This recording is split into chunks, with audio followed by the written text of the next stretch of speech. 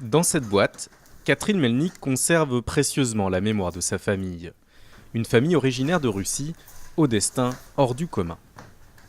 Toutes ces photos sont les photos de ma famille et essentiellement de mon arrière-grand-père, Eugène Botkin, qui fut médecin des pauvres, puis médecin de la famille impériale. Un ancêtre prestigieux, au destin tragique. Proche du tsar, il sera fusillé avec la famille impériale en 1918. Sa fille Tatiana, qui deviendra la grand-mère de Catherine Melnik, a échappé de peu au même sort. On lui a interdit de suivre son père parce qu'elle était trop jeune pour mourir. Donc elle savait, et Eugène Botkin savait que c'était un voyage sans retour.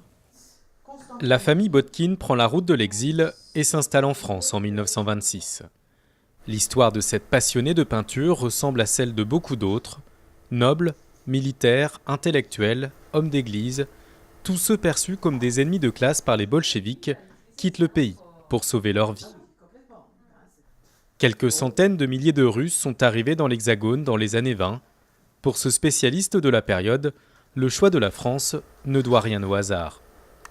La France a besoin, encore une fois, de main-d'œuvre. Elle a une vie intellectuelle. Paris est sinon la capitale du monde, pas loin. Et donc, il y a un attrait de Paris et de la région parisienne, mais aussi de la France plus généralement, pour cette population russe qui se sent facilement avoir des liens avec la France et la culture française.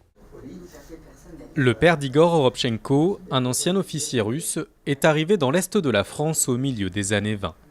Au lendemain de la guerre, le pays a besoin de main-d'œuvre pour ramasser les obus sur les champs de bataille. Il s'installe ensuite avec son épouse en banlieue parisienne et devient ouvrier. Quand ils sont arrivés en France, ils étaient très très pauvres.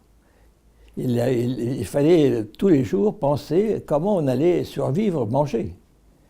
Parce qu'à l'époque, il n'y avait pas de sécurité sociale, il n'y avait pas d'alimentation, il n'y avait aucune prime. Igor a consigné ses souvenirs d'enfance dans ses albums.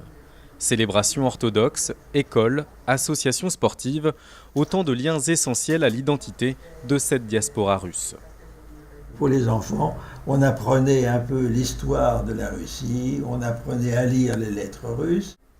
Des souvenirs couchés sur le papier pour entretenir la mémoire de cette époque. Une mémoire dont Igor, aujourd'hui âgé de 90 ans, se dit le dernier passeur dans sa ville. Ses amis d'enfance n'étant plus là pour la raconter.